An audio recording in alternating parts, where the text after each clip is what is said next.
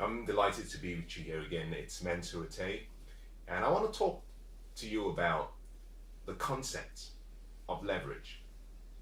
The concept of leverage. Now, if you were to look at the dictionary for the word leverage, you get a very interesting description of what leverage means. Now, in the context that I want to use leverage, I don't think the definition in the dictionary is the appropriate definition for what I want to share with you.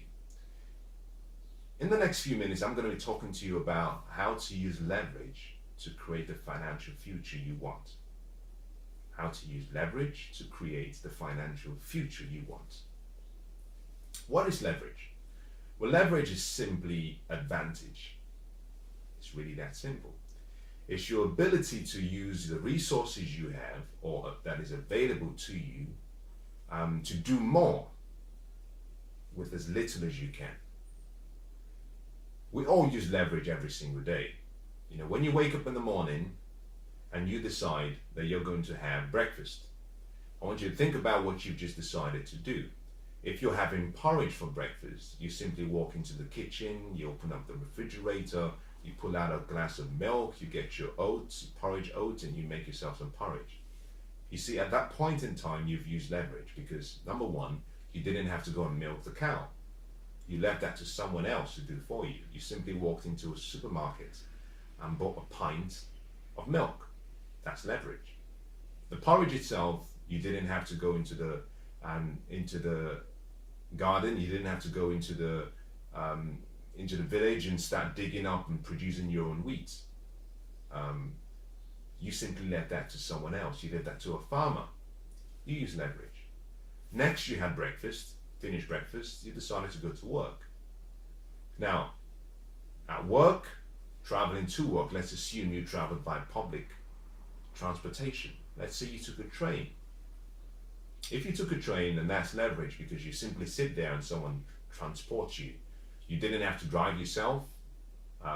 You didn't have to clean the train. You didn't even have to make the train. Someone did all of that for you.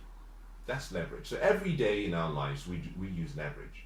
Simply meaning that we use the resources we have and we're able to do more with as little as we have. And that is simply a very basic way to describe leverage. Now, in financial terms, particularly in your personal finances, leverage is very important. As a matter of fact, leverage is the key distinction between the wealthy and the average. If you understand leverage, then you've given yourself a great opportunity to become financially independent, financially free, wealthy or rich, depending on what your goal is. Now let me take you one step backwards. Let me start by saying this. The money is a form of leverage. Time is a form of leverage. Wisdom is a form of leverage. Now you can find leverage in anything. Relationships are forms of leverage. Who do you know? Now if you've ever been, think about this, if you've ever been in a situation whereby you're stuck, maybe you're trying to gain favor through someone, but because they don't know you, they're refusing to give you that favor. And suddenly, someone you know, maybe the person works for the same organization, walks in and says, "Hey, Sam, what are you doing here? Coming over." And you've been standing in a queue for a few hours. You have no hope, but someone recognizes you, someone you know, and within a space of 5 minutes, they've processed your payment, they've sorted out your inquiry, and you're ready to go. You see, what you've simply done there is you've used relationship leverage. You've used the relationship that you have with the person to do more in little time as possible. So we all use leverage. Now, if you understand that concept, then you will understand how important leverage is in your life. You see, the difference between the poor and the wealthy comes down to leverage.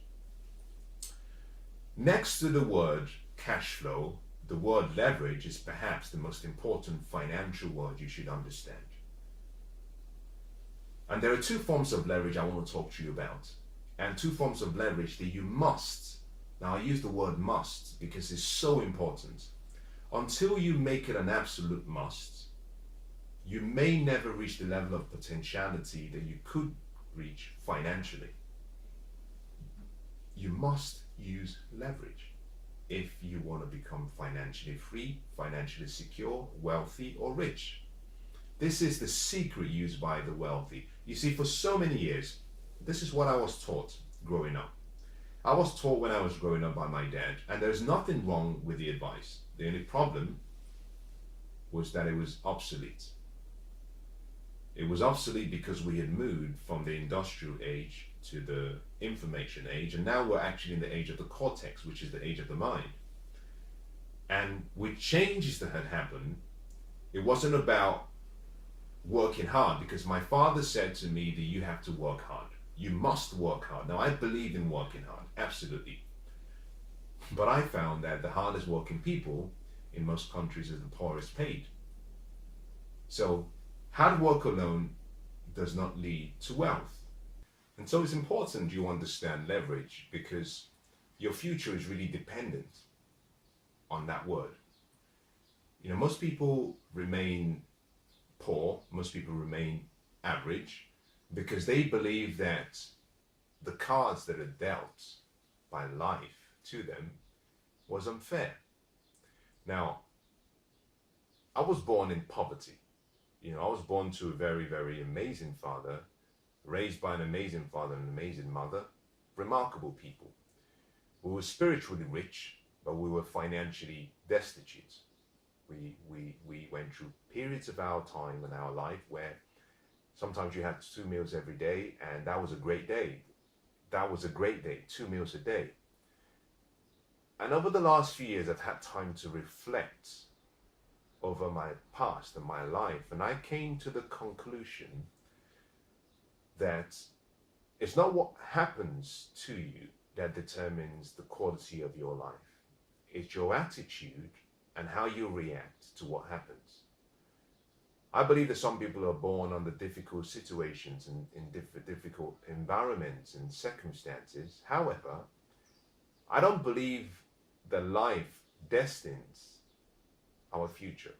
I believe that the decisions we make based on the opportunities that are presented to us will decide the future we have. And so many people, like I did for a number of years, I had so many reasons why my life wasn't that great and why things were not working out for me and my family. And what I found whilst I went through this almost insane approach to living was that the more excuses you want, the more you will find. Your mind has a great way. You know, if you say to your mind, why am I poor? Your mind will come up with a million reasons. And when you've used up all those excuses, your mind will find another million. And so the most important thing I did for myself was sit down one day and say, it's not my father, it's not my mother, it's not the economy, it's not the circumstances, and not the trend. It's me. It's me. And I have to change, and I can change me. You see, I realized that I couldn't change the government, I couldn't change the weather, I couldn't change people, I couldn't change anything external, but the one thing I had complete control over was myself. And because I could change myself, I could change my life. And that changed everything for me. That was almost a radical transformation. Getting to a point where I said I have to increase and raise my standards. I had gotten to the point where the pain of remaining where I was much more than what it would have cost for me to change. You see, there are two reasons for everything we do in life. Everything we do is either in pursuit of pleasure or for the avoidance of pain. Now, you can use both to your advantage. And your life would only change when you get to a point where you say, I don't have to live like this anymore. And I got to that point. And when I arrived at that place, I discovered and I developed a passion for learning. And as I go now into the two most important leverage options you should perhaps consider, particularly in relation to financial freedom. Now, there's so many other areas and categories of life that give us what we call the abundant life. Good health, joy and happiness, love, prosperity, wealth, abundance, productivity, growth. All together, they make ingredients. They are ingredients that make our life remarkable. I'm only dealing with one element. So don't get excited that I'm not talking about passion, or I'm not talking about purpose, or I'm not talking about good health. You get to choose. But what you'll find is what I'm about to share with you, the principles can be applied to any area of life. I believe from my experience and based on my knowledge, that there are only about half a dozen fundamentals that help fashion for us the good life. You know, and when I'm talking about the good life, I'm really focusing on three key areas: happiness, health, wealth. Everything else is produced from that. Happiness, health, wealth. The two leverage strategies and options, number one is wisdom. Number two is debts. And I want to talk about both. And I'm going to spend about 10 minutes, so I want you to stay with me here because what I'm about to share with you is what changed my life. If you study the lives of all of the people who have achieved a level of greatness, and I'm not there yet because there's a people who I'm trying to model, but if you study their lives, you'll find the same common denominator: leverage. They understood, and I'm talking about financially, they understood the power of wisdom. They understood the power of debts. Now, let me start with wisdom. What is wisdom? Now, a lot of people say knowledge is power. And let me fine-tune that just a little bit for you so you can understand why you have to go beyond that saying. Knowledge is obtained from information. If you have information, you have knowledge. But you can have knowledge that is erroneous. You can have knowledge that is not true. A classic example would have been Hitler. You know, he fed for so many years, he fed so much wrong information that people believed. So they had knowledge, but it was knowledge that was false. So knowledge is not power. Knowledge could be the potential of power, but the knowledge has to be the truth for it to make a change in your life. Now, having knowledge doesn't just change your life radically. Now you have to understand, you have to comprehend the knowledge. Now, once you comprehend the knowledge, we say you have understanding. When you have understanding, now you must know how to apply it, and we call that wisdom. So wisdom, in a very simple way, is your ability to take the knowledge you have, understand the knowledge you have, and have good judgment in applying it. And that is why my favorite book says, and the wisest man who ever lived, the richest man who ever lived said, wisdom is supreme. Wisdom is the most important thing. And so, in all you're getting, get understanding. He says, wisdom is the most important thing. But in all you're getting, get understanding. And so wisdom is important because knowledge is like having a tool. You can have a tool, but you don't know what it's for. Knowledge enables you know when to use the tool, how to use it, where to use it, what to use it on, and also, most importantly, when to discard it and find something else. You leave a piece of hammer on the table, a little baby picks it up, and they strike it on a glass table, and the table shatters. As a matter of fact, it could be a table that they're on, and suddenly they fall and they hurt themselves. They had the tool, the knowledge, but they didn't know how to use it. The same piece of hammer, you can take it to a carpenter, and he can use that hammer, and he can fashion for you a very beautiful piece of furniture. In the hands of the carpenter, the application is put in, the understanding is there. So one uses the same knowledge, causes pain, another uses the same knowledge and causes pleasure. So you have to understand that wisdom is very important. Now, the reason wisdom sits above every single form of leverage is because wisdom allows you to see opportunities. It allows you to understand and see problems around you. It allows you to know when to change your approach. Wisdom is important. And wisdom begins when you choose and make a decision to invest in yourself. Now, Warren Buffett is the second wealthiest man in the world. And he has a statement that he made a number of years ago, which I thought was very remarkable.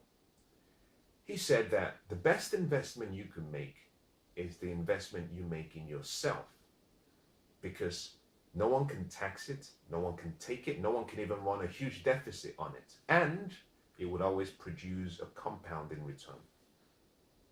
Now, Abraham Lincoln said something very similar. He said that the most important investment you can make is the investment you make in yourself, in your mind. You have to begin by seeing yourself as an investment. You must see yourself as the most important person in your world.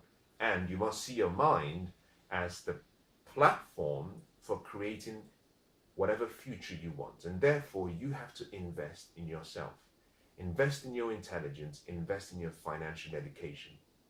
Stop waiting for other people to come and educate you. Do it yourself. Invest in yourself. And this is my recommendation. Now, this recommendation will come across as being ludicrous and perhaps rather silly. I'll let you decide. My recommendation is this. Between 5% and 10% of what you earn every month, you should be channeling that to yourself. Now, if you say, well, that's ridiculous, then my question to you is really this. What is your future worth? What is your future worth? And will the knowledge you have today create the beautiful picture of the future that you have and that you want sometime in 20, 30 years? You see, the future you want has to be created by your mind. It's no different as some people say, well, if you give me heat, I'll give you wood. You stand before a fireplace and say, I'm not going to give you wood except you give me heat. That is ludicrous. You've got to give the fireplace the wood, and then it will give you heat.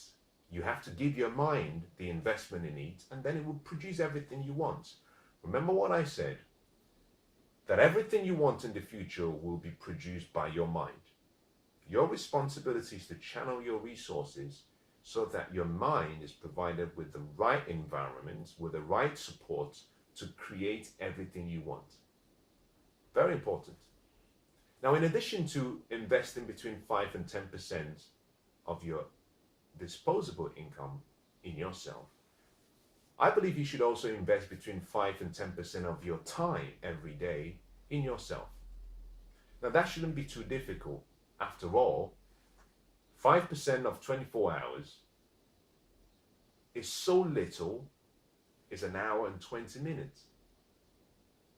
10% of 24 hours is 2.5 hours approximately. Now, do you know that the average home and the average person spends between 4 and 6 hours on social media, watching television, on the internet, just socializing? Now, you might say to me, well, I don't have time, because that is the most common response I tend to get. That's okay. But let me share with you 2 strategies that I used.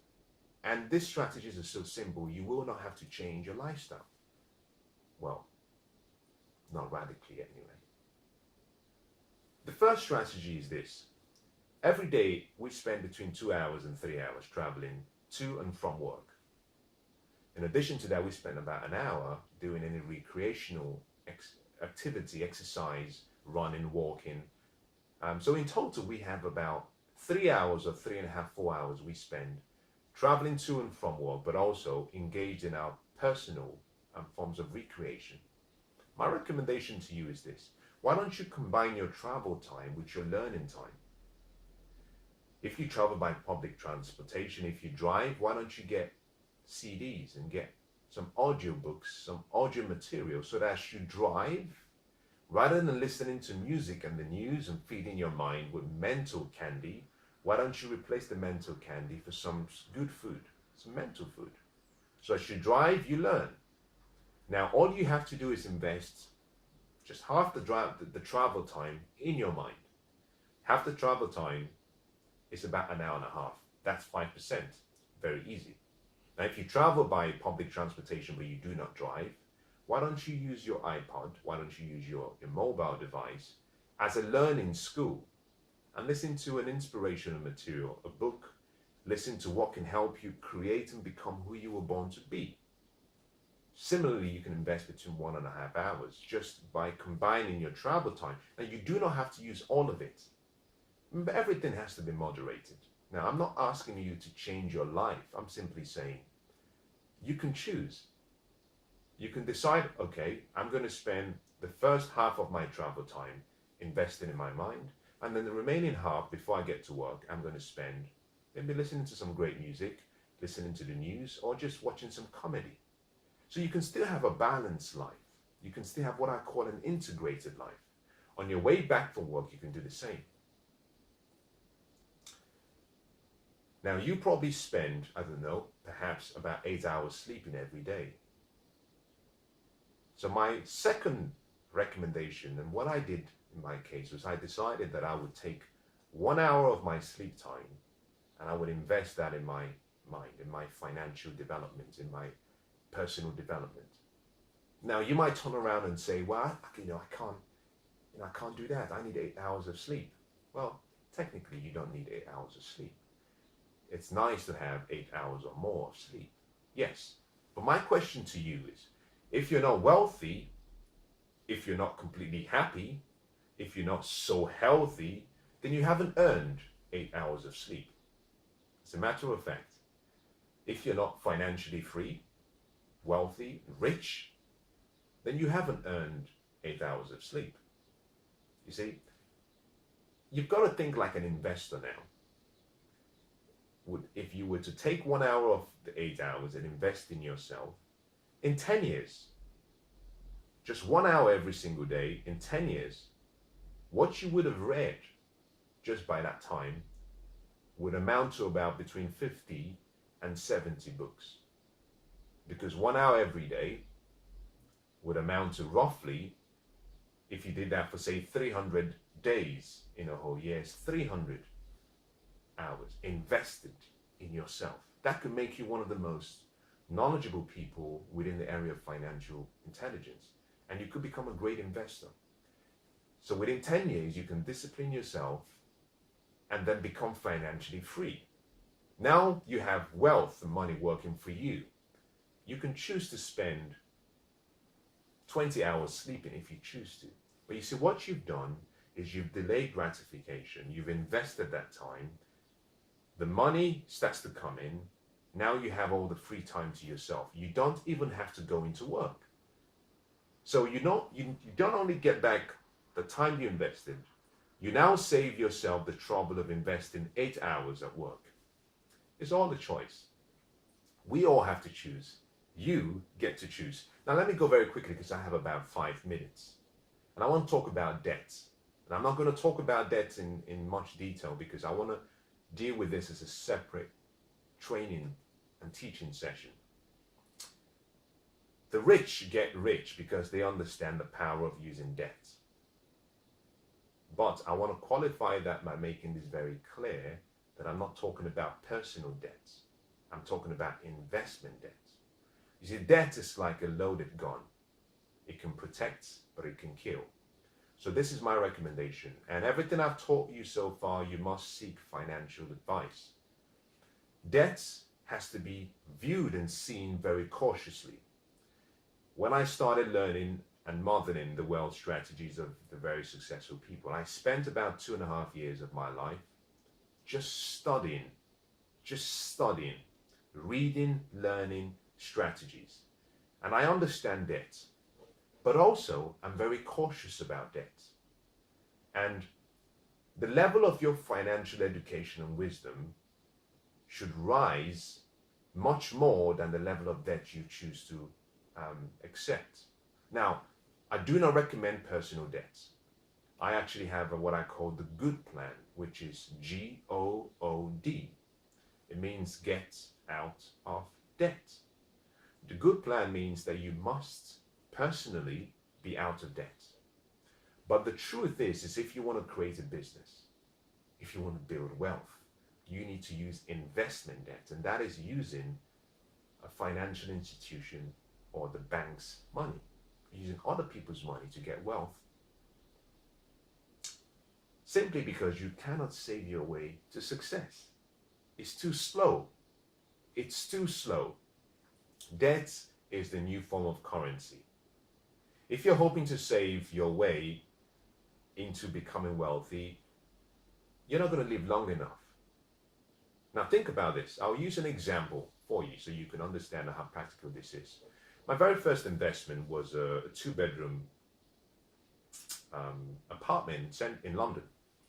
And the value of the property was about £215,000 so many years ago. I had a £30,000 deposit. Now with the £30,000, I could have bought stocks, I could have bought oil, I could have bought bonds, I could have bought some mutual funds, I could have invested in anything, silver, gold. But if I did, all of those investments would have only given me the exact amount for what I invested. However, because I had studied real estate and I understood real estate and I understood buildings and construction, I chose real estate. So I went to the bank and I said, I have an interest in a particular building and I want to invest. The bank says, I'll be happy. We'll be happy to partner with you. That's leverage. The bank decides to give me £185,000. I have £30,000. Now you tell me where and what bank will be willing to give me the same amount to invest in oil, gold, stocks. It's not possible. But the bank understands that real estate is less risky, but also they're partners with me. So with the bank's money, I use leverage. I buy some property, I invest in it. The bank gets every month an amount from myself paid as a mortgage. I rent out that property, I get an income, I pay the bank, I have a profit. That is using leverage. Now you see, I started with a certain amount, but I had to invest a lot of my time learning about leverage before I could invest. You have to do the same thing. You have to learn how to use leverage. You've got to be very careful about leverage. But the point I'm making is this. The rich get rich because they use leverage, and debt's leverage.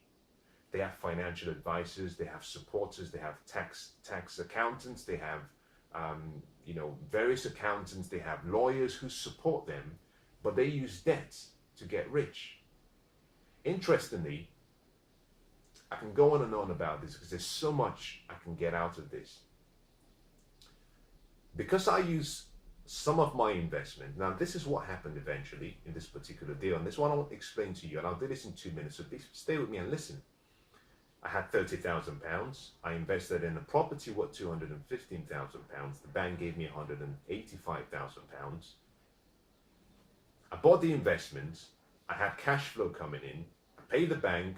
I got my income. I had a profit. I waited for 2 years. I went back to the drawing board. I started learning, reading, studying. 2 years afterwards, I decided I wanted to invest again. So I go back to the bank. I refinance the property. I pull out my £30,000. So I have nothing in the property. The refinance increases the mortgage I have to pay every month. But the income I'm getting from my tenants exceeds the expenses. So I'm still making a profit, but I have nothing in the property. I've got my £30,000 back. I take the £30,000, I put it aside for another investment.